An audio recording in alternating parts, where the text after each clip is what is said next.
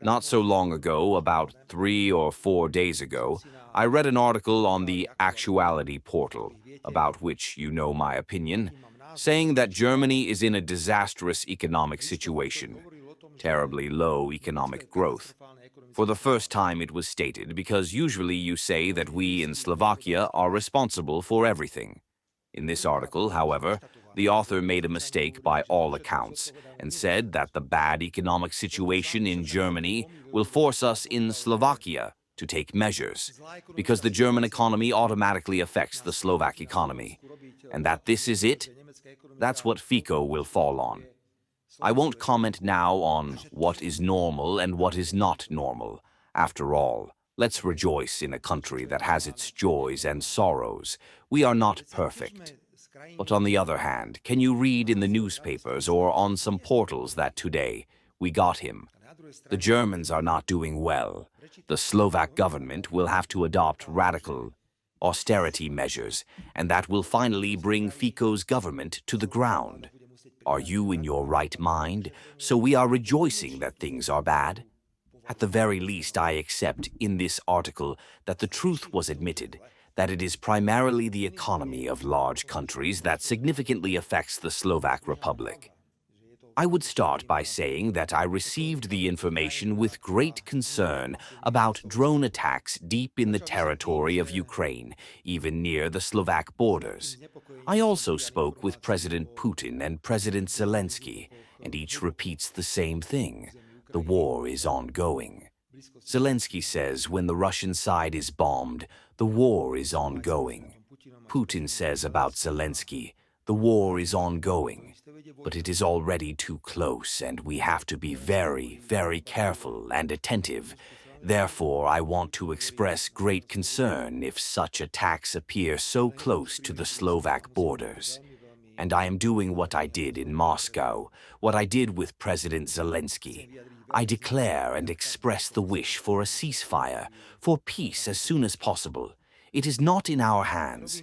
If Europe continues to stoke the war as it is, then we must expect that this war will last quite a long time.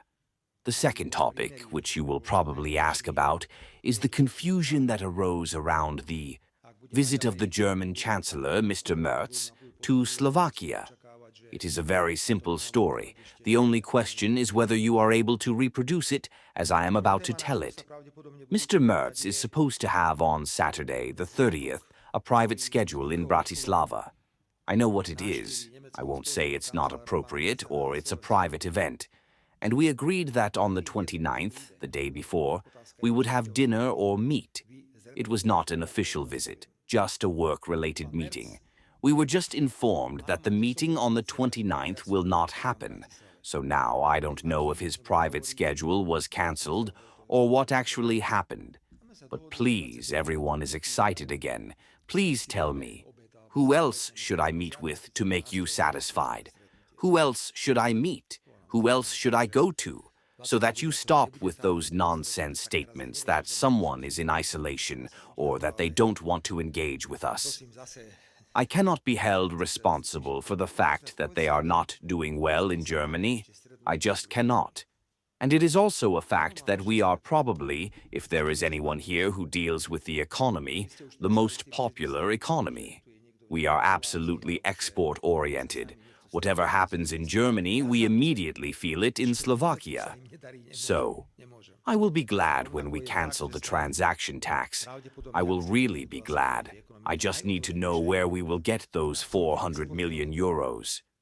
Colleague, when I recently went to Moscow for that visit, for the wreath-laying and the meeting with President Putin, I had an analysis prepared by the military defense intelligence about what is actually where. We had our own information.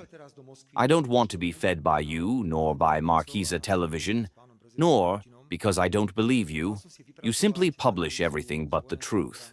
I was shocked.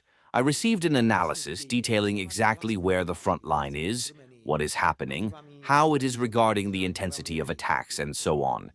Used weapons and death tolls, and I listened to the Russian side, and I must say that what we had matched what the Russian side was saying. Therefore, I don't automatically have to convene for every event that comes up. The Security Council is a serious body. It is an institution. If there was a war, it would run the whole state. But in peacetime, it is just an advisory body to the government, which, if we sit down, I can convene tomorrow, and what will we arrive at? So what if there were drones? They probably were. We all know they were. After all, we realistically work with this on a daily basis. So I don't need to make gestures. I don't need to make them in this situation. Because if a situation really arose that would threaten us, I would undoubtedly convene the Security Council, but I am not opposed to it. I cannot influence the mutual attacks of Ukraine on Russia and Russia on Ukraine.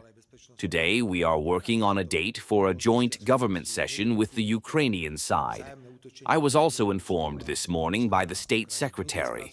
The minister also informed me that we are negotiating so that the government session can take place by the end of June this year.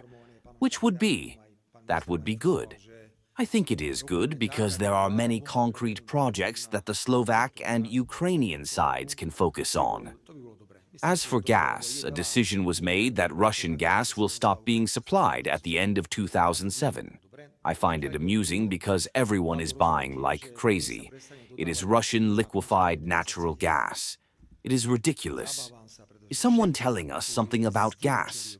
And Western countries are buying Russian liquefied gas in huge quantities, and the money Russia gets into its budget right now is enormous. But that will end in November 27. We have an exemption for oil, because we have a refinery that was built to process Russian oil. Now let's be honest, Sylvia Glendova was my spokeswoman. Today she works at the Supreme Audit Office and said that Zelensky uses drugs. What would you do? All of you are. I don't even want to imagine it. And there we are. Headlines. Excuse me? Headlines. If I were in this 10 times, you would send me to rehab. Just 2 more questions. Go ahead. Would also like to ask about your visit to Moscow. You have mentioned that after talking with Vladimir Putin, you have serious messages for your European Union partners. So what serious message does Vladimir Putin have for the European Union?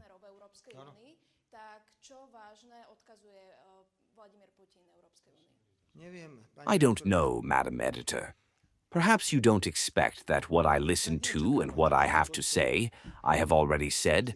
I spoke with the Czech Prime Minister, Andrej Babiš. The most important thing about those talks is, Madam Editor, that on one hand, I am criticized, but believe me that afterwards, when I go to the bathroom, they follow me and ask me in the bathroom, Robert, what did Putin talk about? And I say it. Why, for God's sake, don't you go to him and ask? We need to have a normal dialogue with Russia. Everyone was shocked when Russian President Putin mentioned the name Schröder in a military operation. Putin wants a person who at least knows the Russian soul a little bit. You can't just take anyone there and say, go negotiate peace between Russia and Ukraine. You have absolutely no idea about that country. The conversation with President Putin had 2 parts. The first part was before the meeting, but they were opening the doors because we were supposed to go inside, but we didn't go because we were still discussing something. And then there was a one-on-one meeting. The continuation after this meeting, and President Putin states his positions very clearly regarding the possibilities of peace. He speaks very clearly.